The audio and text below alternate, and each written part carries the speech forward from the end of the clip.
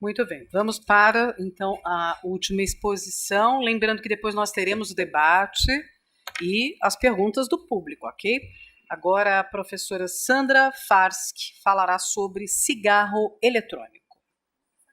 Lembrando que você que está nos acompanhando ao vivo pode mandar perguntas, o pessoal aqui da plateia também já pode ir pensando nas perguntas que gostaria de fazer aos especialistas, e você que está online aqui com a gente, pode mandar sua pergunta para o e-mail iearesponde, tudo junto, iearesponde@usp.br. Boa tarde a todos. Eu agradeço os organizadores a oportunidade de estar aqui e apresentar um tema bastante importante, como os meus demais colegas já apresentaram, de outros produtos que são prejudiciais aos adolescentes, mas, no entanto, esse produto ele é mais recente, que são os cigarros eletrônicos, né? Então, os cigarros eletrônicos, eles têm vários nomes aí, que é empregado, mas o que eu vou apresentar aqui para vocês, nessa rápida apresentação, eu coloquei todos como dispositivos eletrônicos para fumar, porque já existem vários tipos desses aparatos utilizados para fumar, né?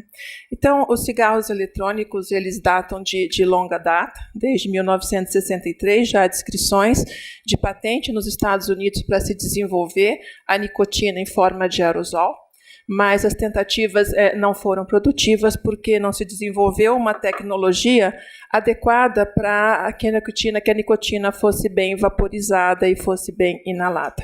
E somente em 2003, o Dr. Hong Lin, na China, desenvolveu essa tecnologia, e aí ele propôs o uso do cigarro eletrônico como uma substituição das formas de reposição à nicotina, que naquele momento eram os PETs, e as gomas de mascar existentes.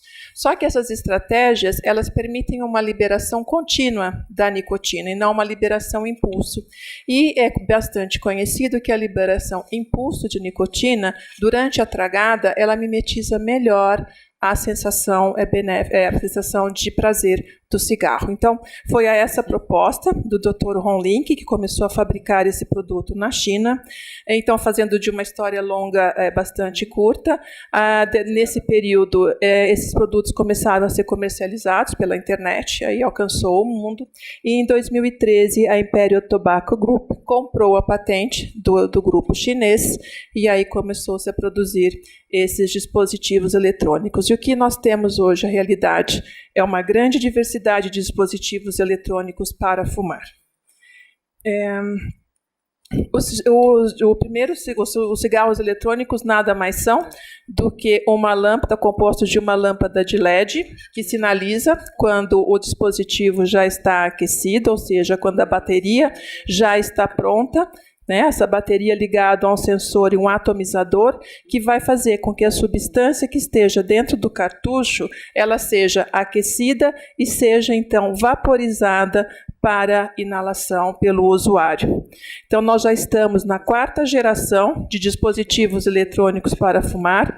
A primeira geração, se vocês podem ver, era bem parecido com um cigarro, só tinha uma luz de LED que sinalizava que estava pronto para usar, e a bateria não era recarregável, mas a partir da 2ª geração as baterias passaram a ser recarregáveis e foram cada vez mais sofisticadas, e agora, além das baterias serem recarregáveis, é possível que esses cartuchos contendo o que é vaporizado possa ser substituído, possa ser inalado. Bom, além dessa forma de exposição à nicotina líquida, nós temos os que são chamados heat not burn, no qual é um tabaco. Aqui vocês podem ver o cigarro, só que esse tabaco ele é aquecido somente de 300 a 350 graus. Então, ele é chamado de um tabaco aquecido, diferente do cigarro, que é aquecido a temperaturas superiores de 600 graus. Então, nessa condição, não ocorre a combustão do tabaco como ocorre ocorre aqui no cigarro. E dessa forma, não há a produção de produtos que são produtos da combustão do tabaco, que reconhecidamente são produtos bastante tóxicos. Então, o que se preconiza é que nesses heat not burns se tenha uma exposição menor a produtos de combustão do tabaco. Bom, esses são os que são mais utilizados, mas o que a gente deve levar em conta é que, embora seja preconizado que a utilização dos dispositivos eletrônicos leva a uma exposição ao número e concentrações menores de produtos tóxicos, eles são tóxicos porque eles têm substâncias tóxicas. A primeira é a nicotina. Farmacologicamente já é muito reconhecido que a nicotina leva à dependência, muito bem demonstrado farmacologicamente. Né? E além de levar à dependência, a nicotina causa sérios efeitos adversos à saúde. Aqui tem vários demonstrados, mas em especial ao sistema cardiovascular, bastante sério. Bom, além dos efeitos adversos da nicotina, nesses dispositivos eletrônicos para fumar, a nicotina é diluída em alguns solventes. Os mais utilizados são o propileno glicol e a glicerina. Esses dois compostos já são bastante conhecidos e são empregados em alguns alimentos, como diluentes em alimentos e cosméticos.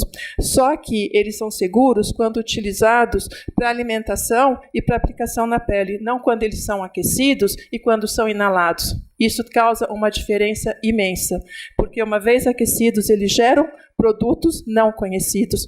No caso do propileno glicol, é descrito que ele pode levar à explosão e o seu aquecimento leva à formação de gases tóxicos com potencial carcinogênico. E a glicerina, o aquecimento da glicerina, já é mostrado na literatura que está associado ao desenvolvimento de pneumonia nos usuários de dispositivos eletrônicos para fumar. Bom, se a nicotina e seus diluentes são tóxicos, se produziram dispositivos sem a nicotina. Tá? E esses dispositivos nada mais são do que líquidos contendo flavorizantes e edulcorantes. E, como já foi mostrado aqui pela professora Zila, eles são bastante atrativos para os jovens. Como vocês podem ver aqui, eles têm vários sabores, coloridos e assim por diante. Mas o que se sabe é que os produtos de quebra também, desses componentes que são usados pela indústria alimentícia, quando aquecidos, são bastante tóxicos. Então, a literatura é bastante ampla em mostrar a citotoxicidade desses produtos. Tá? Então, de qualquer forma. E também esses produtos, eles são colocados em dispositivos que contêm nicotina. Então, além da nicotina, do diluente da nicotina, existem ainda os flavorizantes e edulcorantes. Então, existe a toxicidade. Um outro ponto bastante importante na utilização desse dispositivo é que eles podem ser manuseados. Né? Então, o líquido contendo nicotina, aqui ele pode ser comprado em diferentes concentrações de nicotina, como está aqui demonstrado, e o usuário pode manipular e colocar a concentração de nicotina que ele acha mais adequado. Então, tem descrições absurdas em trabalhos de descrições de casos e até mesmo na internet, trabalhos não científicos de pessoas experimentando doses altíssimas de nicotina com efeitos adversos bastante sérios. Então, e além dos líquidos, existem também a possibilidade de se manusear as baterias e aumentar o poder de aquecimento para que se tenha uma maior exposição à nicotina. Então, esse é um problema bastante sério. E esse problema de manuseio ficou bastante ilustrado recentemente, agora em setembro de 2019, quando se divulgou os casos de problemas pulmonares nos Estados Unidos a usuários de dispositivos eletrônicos para fumar. Então, foram casos de inflamação pulmonar e casos de lesão grave do pulmão e permanente e de mortes. Né? Então, a mídia divulgou muito, mas um trabalho publicado agora em setembro de 2019, na melhor revista de medicina do mundo, na New England Journal of Medicine, confirmou que esses pacientes que tiveram os problemas pulmonares, pelo menos 80% deles descreveu ter usado a maconha nesses dispositivos para fumar.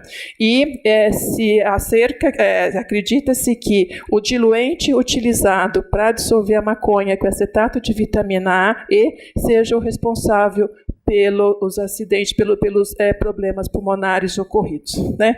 Então, isso é um problema bastante sério de manuseio, mesmo porque esses produtos são comprados no mercado negro, né? E a qualidade de tudo isso é bastante questionável. Além dos líquidos que podem ser comprados no mercado negro, os dispositivos também podem ser comprados. Aí ocorre um problema bastante sério da qualidade das baterias empregadas, né? Então, a internet está lotada de quadros de pessoas relatando acidentes de pessoas que tiveram explosão com essas baterias, né? Então, aqui tem uma figura que ilustra muito bem. Bom, além desses problemas, o que vem acontecendo é que os dispositivos eletrônicos para fumar têm sido amplamente utilizados pelos jovens e adolescentes. Então, a literatura, as estatísticas é bastante grande em países onde esses produtos já são permitidos, já são comercializados, mas eu peguei aqui um dado mais recente, que foi dos Estados Unidos, onde mostra, de 2017 a 2018, um aumento de 78% de estudantes do high school, de 15 a 18 anos, nos Estados Unidos, usando esses dispositivos eletrônicos para fumar, e de 48% em estudantes de 12 a 15 anos, estudantes bastante jovens. E esse estudo mostra que o que levou a esses estudantes a começar a usar esses dispositivos eletrônicos para fumar foi o atrativo das cores, do odor e assim por diante, né? Bom, então o grande responsável nos Estados Unidos por esse aumento de uso foi o Juul, que é fabricado pela Juul Lab nos Estados Unidos. Então vocês veem aqui que ele parece um pendrive, né? Ele é bem característico de um pendrive. Aqui está a bateria dele, aqui está o dispositivo, aqui com o líquidozinho, ele pode ser tampadinho aqui, e uma vez aquecido, se coloca aqui o líquidozinho e a pessoa fuma facilmente, né? Então, o Juul, ele teve esse design bastante atrativo, ele utiliza os líquidos com nicotina flavorizados, com sabores e com odores bons.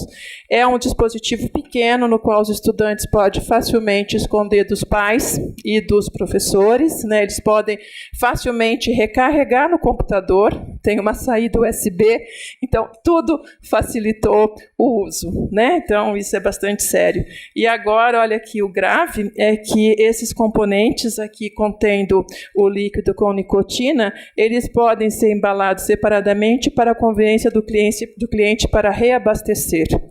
Então, ainda assim, pode-se alterar da forma que quiser.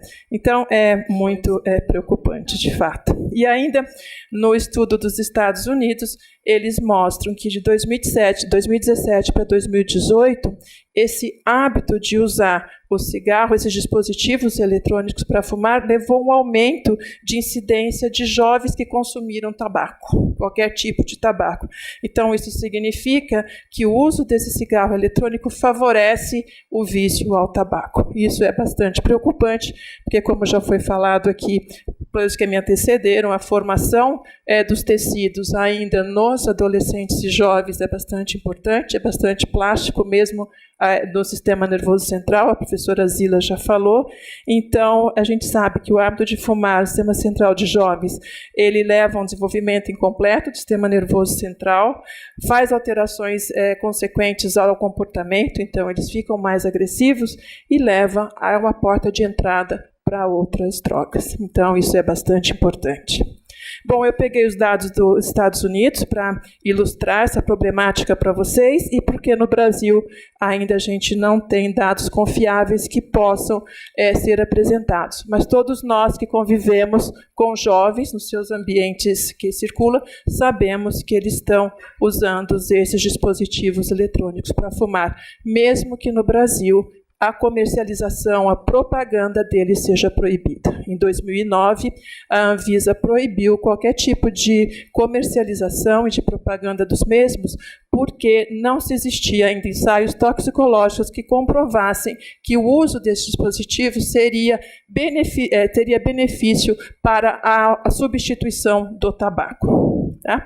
Isso é um problema sério, da mesma forma que foi alertado nos Estados Unidos, é um problema sério para o Brasil que os jovens passem a usar esses dispositivos eletrônicos, que o Brasil é um país de sucesso no tratamento do tabagismo. Né? Em 2004 e 2005, na prevenção do tabagismo, em 2004 e 2005, o Brasil entrou para a Convenção Quadro da Organização Mundial da Saúde para o controle do tabaco, né?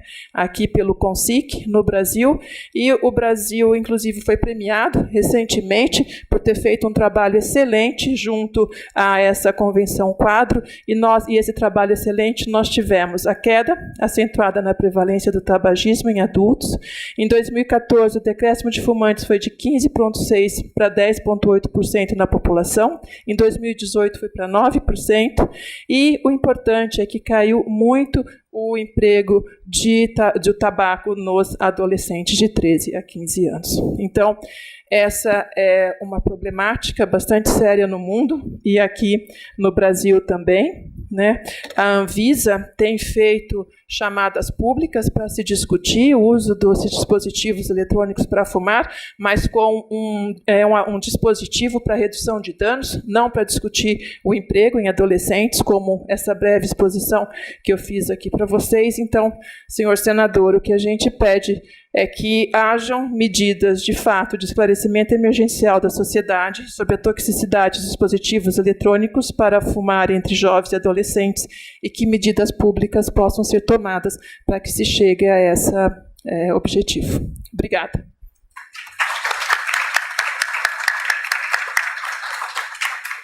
Muito bem, agora eu convido para vir à mesa aqui, subir até a mesa, por gentileza, senador Lucas Barreto, representando a Comissão de Saúde do Senado.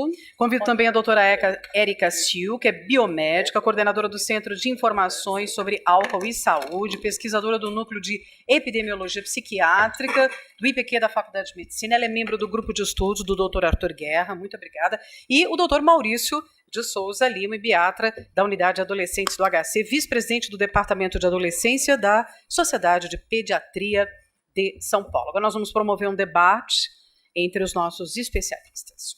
Eu me retiro aqui para que todos possam se acomodar. Como os senhores e as senhoras podem observar, as exposições foram bem contundentes. Os dados são significativos e ao mesmo tempo alarmantes. E a oportunidade única de nós conseguirmos juntar hoje o conhecimento científico e o Congresso Nacional, por meio do senador Lucas Barreto do Amapá, que eu antemão agradeço o esforço que ele fez para estar aqui. Como todos sabem, ele saiu da sessão da Câmara do Senado ontem às 2 da madrugada e pegou o avião às 6 da manhã para vir para São Paulo. Então, isso é um reconhecimento do esforço dele. E também nós queremos fazer uma abertura com o Congresso Nacional, com o evento de hoje, e ter uma porta da academia, da universidade, dentro do poder legislativo, que é onde eles conseguem, realmente a gente consegue a mudança necessária para isso. Eu queria iniciar esse debate perguntando para o Dr. Maurício Souza Lima, que ele tem uma relação muito grande com os adolescentes, como que ele vê o adolescente no dia a dia frente a essas questões todas, como que o adolescente se comporta, como é que ele encara isso em termos de álcool e drogas na experiência dele como médico que lida com essa população o dia inteiro. Boa tarde a todos. Em primeiro lugar, eu gostaria de agradecer o convite do Jorge por estar aqui conversando com vocês um pouco da minha experiência aí, profissional. A ebiatria, a medicina do adolescente, existe aqui há 45 anos, depois de fazer pediatria, e você faz a ebiatria. Então, eu sou um clínico geral de jovens, E como vocês viram, como foi dito aqui, a idade, né, a faixa etária da adolescência, ela vem sendo expandida.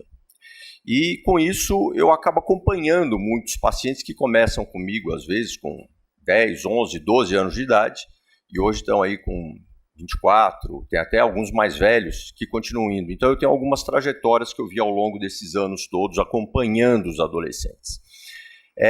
E a sua pergunta, Jorge, eu acho que é muito interessante, né? Falando um pouco aí de como eu vejo toda essa exposição, porque realmente eu vivo isso, escuto histórias no dia a dia, a cada consulta, relacionado a todos esses temas. E lembrando, né, as coisas que foram ditas aqui, eu gostaria de salientar um ponto só para a gente ter uma ideia da importância dessa adolescência, porque depois do nascimento, a adolescência é o único período da vida, único, que você tem a aceleração da velocidade de crescimento. Então, uma criança nasce mais ou menos com 50 centímetros, no primeiro aniversário ela vai ter 75 centímetros, e ela vai, portanto, cresceu 25 centímetros em um ano, e ela vai desacelerando esse crescimento até chegar à adolescência. A hora que ela entra em puberdade, ela acelera de novo. O único momento que pode chegar até a velocidade de 10, 12 centímetros por ano.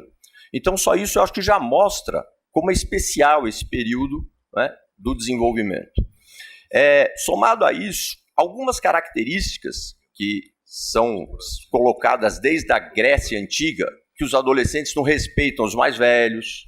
Eu não sei, tem alguns textos de Hesíodo que falam o seguinte: eu não sei o que será do futuro do nosso povo se depender da juventude de hoje, isso século IV a.C., porque os adolescentes ficam tagarelando por aí, só andam em bandos, não respeitam os mais... Bom, a gente tem esse contexto, portanto, faz parte dessa fase de transição da infância para a vida adulta, somado a tudo que a gente encontra hoje no século XXI.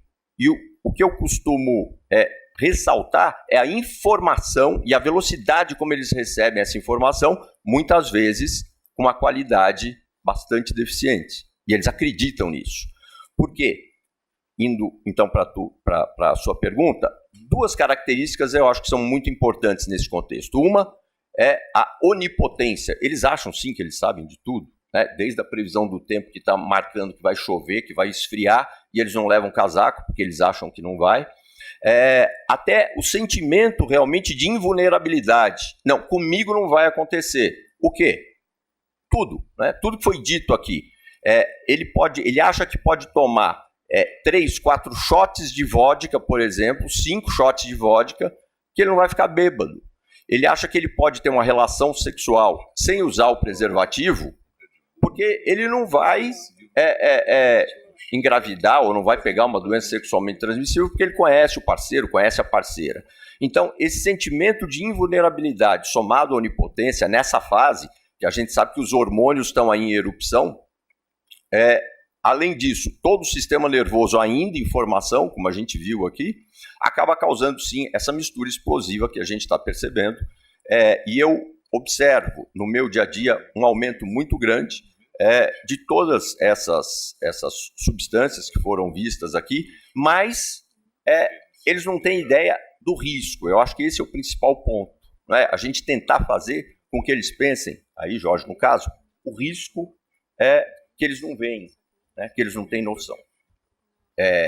Então, eu acho que esse trabalho aqui, essa discussão, tudo isso está sendo feito hoje, eu vejo como uma coisa muito rica, e que a gente possa, sim, caminhar nesse sentido, tentando fazer essa prevenção, porque realmente, se ninguém fizer nada, e é o que a gente está observando até hoje, efetivamente, isso só vai aumentar, isso só vai estar aumentando, como todos os dados que foram apresentados aqui. Queria continuar o debate. Eu vou separar inicialmente o álcool, depois a maconha, depois o cigarro eletrônico, e a gente faz um compêndio de tudo e vê as inter-relações. Em relação ao álcool, eu recebi agora um estudo do professor Arthur Guerra, que também é responsável pela Cracolândia, junto à Prefeitura de São Paulo. Nós temos aqui a professora. Eu queria que vocês pusessem um pouquinho o que vocês acharam nesse estudo em relação aos adolescentes, que eu achei muito interessante o que você estava falando antes do... Primeiramente, quero agradecer o convite, aqui em nome do professor Arthur Guerra. Felizmente, ele está em viagem hoje, não pôde comparecer. Mas, de fato, esse levantamento que nós fizemos, que é uma coletânea de dados oficiais e refletem um pouco o que a Zila e os outros colegas falaram da questão do álcool, é que o uso começa muito precocemente. Então, a idade média de início de experimentação, para vocês terem uma ideia, é de 12 anos e meio. Né? Então, é muito cedo e nós temos isso como um fator de risco para o desenvolvimento de dependência no futuro. Né? Quando você pensa que hoje a gente tem uma lei, desde 2015, que criminaliza a oferta de bebidas alcoólicas para menores de 18 anos, e a idade média de início é 12,5, alguma coisa está errada, e está muito errada. E vai desde uma questão, acho que não só de uma fiscalização dessa lei que já existe, mas também o papel dos pais, dos educadores, que eu acho que é o tema também desse encontro de hoje, o que nós podemos fazer para prevenir isso, como nós podemos comunicar melhor a esses jovens, esses riscos que eles se expõem, né? Como também a gente consegue ajudá-los de uma forma mais amigável, mais amistosa, compreensiva também, porque eu acho que tudo também vai na base do diálogo com eles, não só uma coisa mais autoritária, de você falar não bebe, não pode beber, sem explicar os motivos pelos quais o jovem não deve beber. Né? E tem também aquele lado do tipo, tem alguns pais que acham que é melhor experimentar em casa, eu quero que ele aprenda a beber comigo. Antes dos 18 anos, pelo amor de Deus, não existe isso, estudos científicos já mostram que o fator parental também é muito importante, o exemplo que se dá dentro de casa é importantíssimo, é relevante que se dê limites a esses jovens no sentido de, poxa, até os 18 não pode beber mesmo. Nem um pouquinho? Nem um pouquinho. A questão do desenvolvimento do sistema nervoso central até os 20 anos, mais ou menos, é justamente onde o álcool atua. Então, como você está submetendo um jovem a um efeito de uma substância psicoativa, e aí eu acho que entra álcool, entram todas as outras drogas que a gente está falando hoje, e, de fato, ensinar esses jovens, né, com informação de qualidade, mas também provocando aí uma reflexão para que eles mesmos cheguem a essa conclusão. A gente sabe que quando você vai lidar com um jovem, não adianta você ser imperativo, que não vai dar certo. E sim uma questão de comunicação, de como você fala isso, como você coloca limites, como você respeita esse jovem como um indivíduo e que vai ter escolhas também no futuro, mas que sejam escolhas mais saudáveis, baseadas em informações científicas, que de fato possam ser positivas para a vida dele. Zila, você teve muita experiência nos colégios, com seus estudos, indo a campo, frequentando as festas, open bar, que a gente sabe. Eu queria que você, frequentando assim, como pesquisadora, né? Somente frequentando do ponto de vista científico, né? O que você tem para nos dizer, além da sua apresentação, que é, assim, significativo? Eu tenho a impressão, eu sou urologista, andrologista, e a gente também, assim como o Dr. Maurício, a gente quer emplacar no Brasil uma coisa nova que chama andrologia do adolescente. Então, é muito feliz ele estar aqui hoje, que a gente quer fazer uma interação justamente do ponto de vista adolescente, que ele tem um médico para ver a parte sexual e reprodutiva, e não só ter um toque retal com 50 anos, eventualmente, né? Então eu fiquei muito... outro dia eu vi sua apresentação aqui na Câmara dos Vereadores de São Paulo, e eu fiquei muito assim, impressionado com o que você falou lá. O que você pode complementar para a gente nesse debate sobre álcool, nas suas andanças aí pelos adolescentes? O que você acha que é um dado novo, significativo, que a gente pode tentar mudar isso de maneira prática, proibir que seja oferecido open bar? Eu particularmente tenho a impressão que os legisladores poderiam... É difícil combater a indústria do álcool, mas eu particularmente tenho a impressão que não se deve nem vender álcool em supermercado junto com água mineral. Deveria ser, como nos Estados Unidos e na Europa, um lugar especial de venda de álcool, que é a liquor house, ou que seja que nem a adega de vinho, separado. Ou seja, não pode ter essa ideia que a cerveja tem pouco álcool e, portanto, ela pode ser vendida como água mineral lado a lado no supermercado. Isso é um erro ou o posto de gasolina. A gente quer diminuir o número de acidentes decorrentes do álcool, porém o posto de gasolina vende álcool livremente. E qual que é a sua impressão em relação a esse lado? Bom, eu vou contar algumas experiências internacionais de sucesso e depois passar a palavra para o senador para ver quais delas seriam viáveis no nosso cenário brasileiro. Então, a primeira delas é a seguinte: controle na quantidade de venda de álcool, por exemplo, nas baladas, ou seja, não vender para pessoas que já estão intoxicadas. Então, existe em diversos países do mundo, Austrália, Nova Zelândia, alguns estados dos Estados Unidos, em que você não pode vender para a pessoa, o adolescente, ou seja, ela, bom, para o adolescente você nem poderia vender, mas vendemos, né? A gente sabe disso, que já está intoxicado, ou seja, modelos de promoção em que você já está vendendo de uma vez 1 litro, e a gente sabe que no Brasil isso acontece, você faz um combo, aí tem 1 litro de vodka e 6 energéticos, né? Ou então você compra 1, leva 2, ou então você, né, tem vários tipos, ou então a festa em que a cerveja de tal marca é R$1, ou open bar. Então, tudo isso é a restrição da quantidade de venda de uma vez, né? Então, a gente teria que tentar restringir isso. O open bar é o clássico do dano, né? Então ele é o exemplo mais clássico do dano. Diversos países não trabalham com open bar neste modelo que a gente trabalha no Brasil, né? Assim, do tipo, você paga uma taxa, isso não existe. A gente teria que discutir isso. E uma outra questão que a gente precisa discutir com urgência e que os países desenvolvidos já estão tratando é a questão dos horários de venda. A gente teve uma experiência no Brasil em Diadema, a lei ainda existe, mas não está sendo implantada, então você tem um limite, por exemplo, na Austrália, um limite das 2 da manhã para você vender álcool, tá? Com isso, a gente reduz mortalidade, a gente reduz a mortalidade geral da população, reduz homicídio, reduz violência sexual contra a mulher, porque é uma forma de você reduzir o acesso ao álcool. A terceira coisa que a gente deveria... Então, a primeira seria a gente pensar em controle dessas promoções absurdas, a segunda seria controle de disponibilidade em termos de horário, e a terceira seria a questão de preço. A Escócia hoje, eu não sei se vocês estão acompanhando, mas a Escócia foi o primeiro país do mundo a implantar a questão do preço mínimo, né? É o preço mínimo por unidade de álcool. E eles já estão notando diferença no consumo e na mortalidade. Então, a gente deveria estar pensando nisso também. Então, não dá para vender um corote por R$1. E o menino, ele vai lá e toma 5 corotes, né? Enfim, então a gente tem que cuidar dessa... Isso aqui é tudo legislativo, eu não tenho que fazer necessariamente do ponto de vista individual. Nós, como sociedade, temos que demandar isso.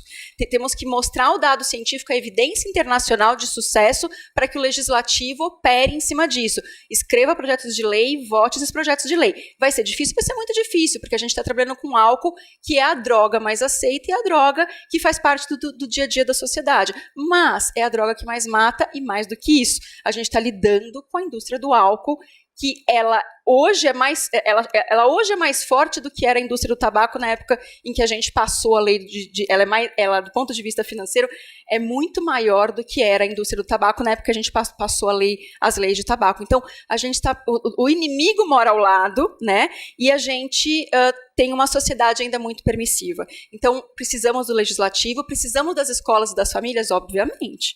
Claro que precisamos. Das escolas, tem programa que funciona nesses ambientes? Tem, claro que tem, mas não adianta a gente ficar batendo a cabeça nisso se não vier de cima. Os países que tiveram sucesso assim. Então eu passo para o senador, porque eu queria ouvi-lo, eu queria saber, enfim, se eu estou falando besteira e se dá para a gente, na verdade, avançar nisso em termos de Brasil. Boa tarde, senhoras. Quero cumprimentar meus amigos, doutor Jorge Alac, doutor Tiago ali, que nosso amapaense também, doutora Elaine, que já fui, né, ela diz que eu já fui, mas eu ainda sou paciente dela, mesmo que ela não queira.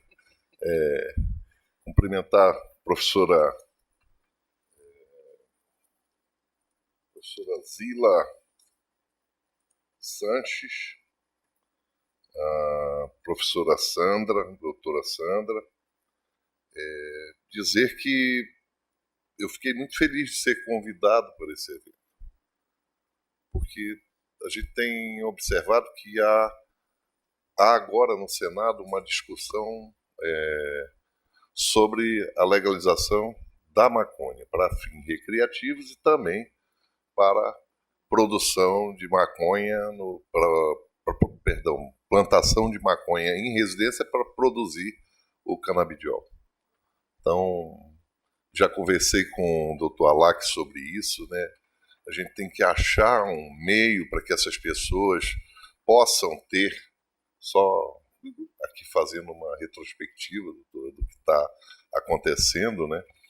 Que essas pessoas possam ter acesso a esse derivado, né, dessa planta para fins medicinais realmente. No meu estado, por exemplo, temos lá 2.000 autistas. No Senado, nós temos uma senadora que é de São Paulo, que usa o canabidiol como medicinal. A senadora Mara Gabrilli. E ela está muito inteirada, né? E tem muita gente que é totalmente contra, mas que respeita a decisão daqueles que usam recreativamente, apesar de ser proibido.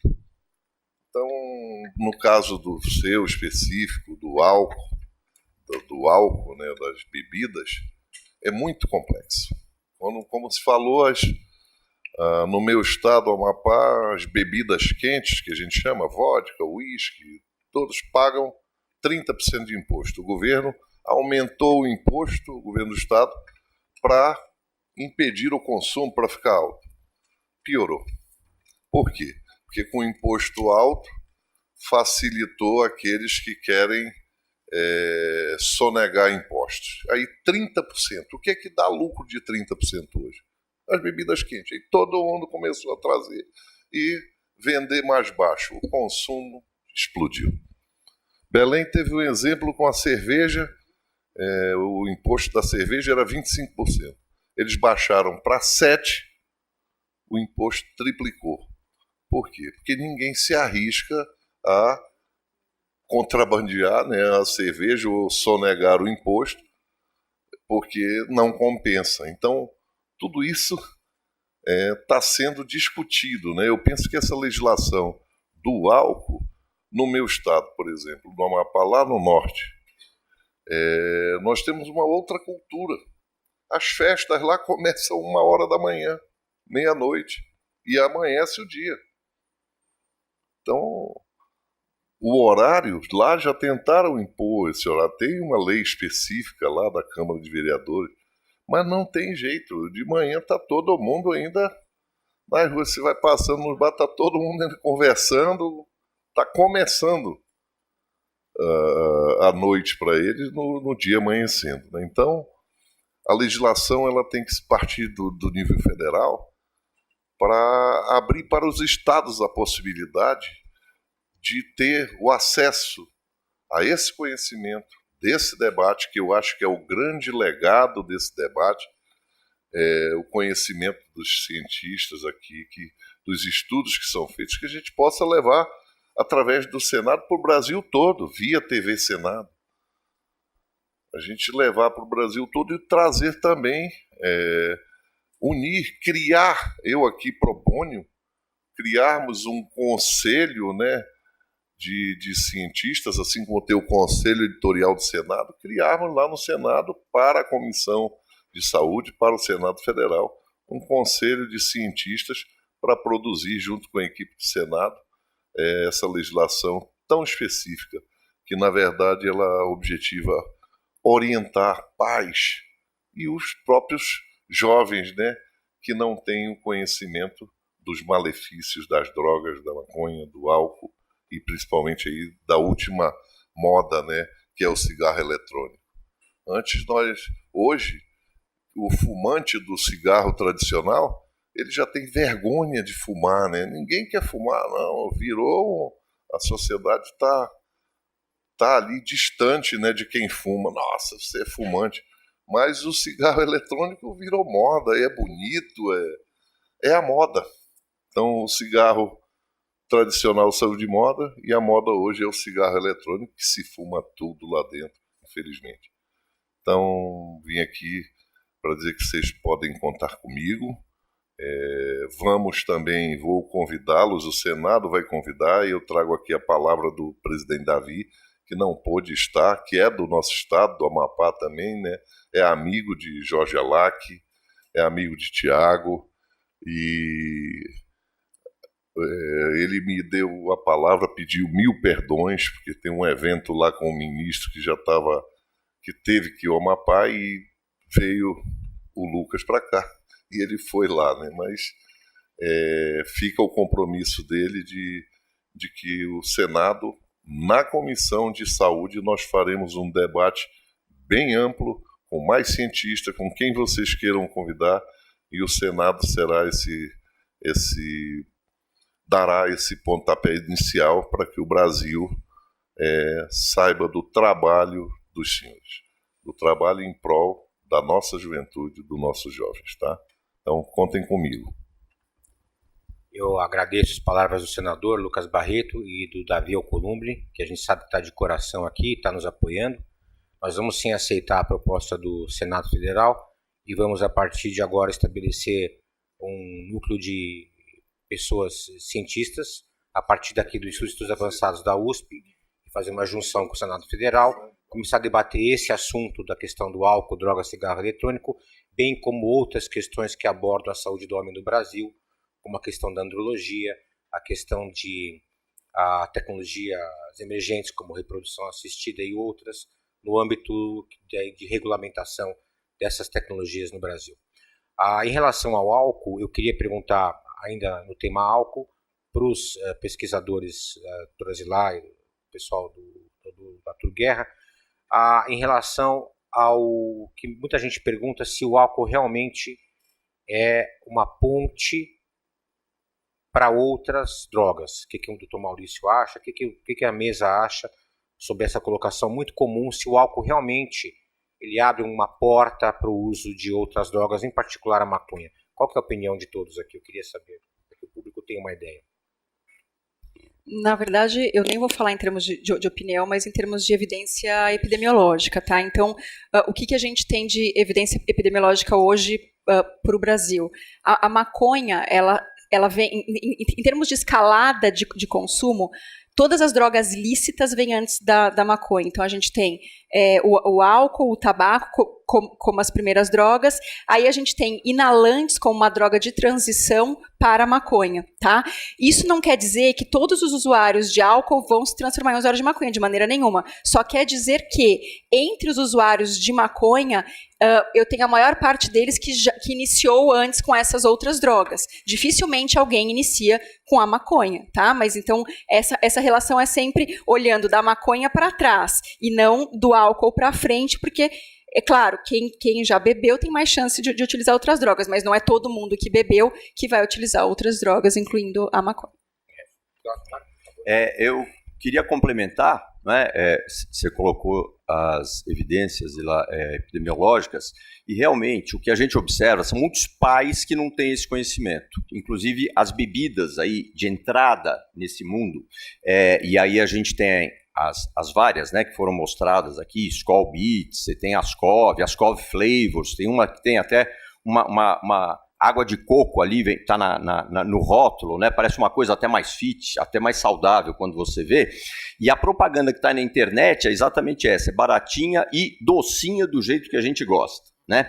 Mas eu percebo que os mais jovens acabam fazendo uso dessas, que são docinhas. Eu não sei se vocês já experimentaram aqui alguma dessas, mas eu experimentei, parece uma soda limonada, parece uma Schweppes Citrus, parece uma soda, né? Não parece que tem álcool, é incrível, né? E tem 7,9% de álcool, no caso da Skol Beats. Uma cerveja em média comum tem 4,5%, né? É quase o dobro de uma cerveja. Essas vodkas mais fracas, isso vai para 16%. Se a gente pensar no vinho com 14%, um champanhe com 11%, 12%, então é mais que um vinho.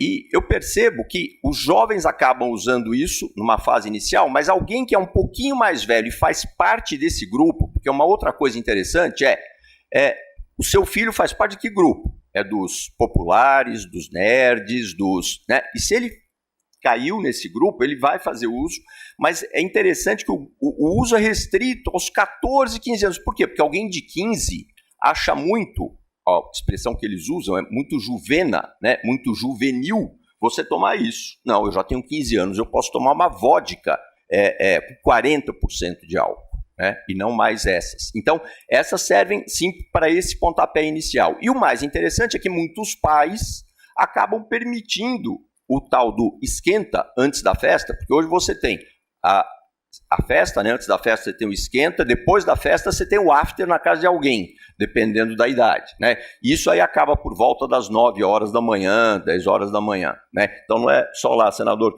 que as festas acabam indo mais tarde. Aqui também a gente observa essa realidade. E aí os pais, muitas vezes, para serem... É incrível, né? Eu acho que a informação, ou para querer ser amigo do filho... eu recebi um casal no consultório que eles foram querer saber a minha opinião, né? E às vezes são coisas, para nós, muito óbvias, mas a filha ia fazer aniversário, ela colocou 2 condições para os pais. Primeira, que não tenha adultos lá no ambiente deles, né? Fiquem só os jovens. E segunda condição, que servisse essas bebidas, né, de entrada, essas FITs, né? Aí eu perguntei, mas o que vocês, né, o que vocês querem saber, né? Qual é a dúvida, né? Porque eu também não tinha entendido ali. Porque como eu atendo adolescentes, eu atendo também os pais. Aí o pai falou, eu queria saber... Bom, detalhe, eu não falei idade, ela ia fazer o aniversário, completar 13 anos, né? Impondo essa... E os pais estavam em dúvida, Aí eu falei, mas qual é a dúvida? Não, eu não sei, a gente está com medo de dizer não, e aí ela falou que daí não vai ninguém, e aí ela vai ficar chateada, e aí... Bom, eu estou pegando os pais que foram perguntar a minha opinião, claro que eu falei não, né, obviamente, porque eu concordo, não dá para você... abrir um pouquinho antes dos 18 anos de idade, porque se você abre, o álcool deixa de ser a transgressão e eles vão para o próximo degrau, respondendo a sua pergunta. Então, acho que sim, se o álcool já vira uma coisa rotineira do dia a dia para esse adolescente cujos pais permitem que ele beba em casa, no esquenta e tal, ele vai procurar outra coisa para transgredir. É próprio do comportamento da adolescência. Bom, mas de qualquer forma, falei para os pais, não, mas para a gente ter ideia, às vezes, isso, como eu falei, às vezes não cabe no nosso repertório, mas a dúvida existiu para esses pais. Eu sei que muitos pais nem têm dúvida, eles simplesmente dão esse tipo de bebida, né? Às vezes até por desinformação, por não saber o conteúdo alcoólico, ou às vezes sabendo que tem, mas é pouco álcool. E eu já ouvi isso várias vezes. Então, eu acho que aí, Jorge, abre o álcool, sim, para uma vulnerabilidade desse jovem, que já tem as características que a gente citou aqui anteriormente, junto com algo que você, né, abaixa essa barreira, a maneira do jovem pensar, essa onipotência é jogada lá para cima, e invulnerabilidade também, e aí tudo pode acontecer, né? Somado a essa desinformação, falando um pouquinho da parte sexual, eu já ouvi assim, não, mas não precisa usar preservativo, eu conheço, e outra coisa, mas e doença sexualmente transmissível? Não, mas não, aí trata. Eu falei, e a AIDS? Né? E o vírus HIV?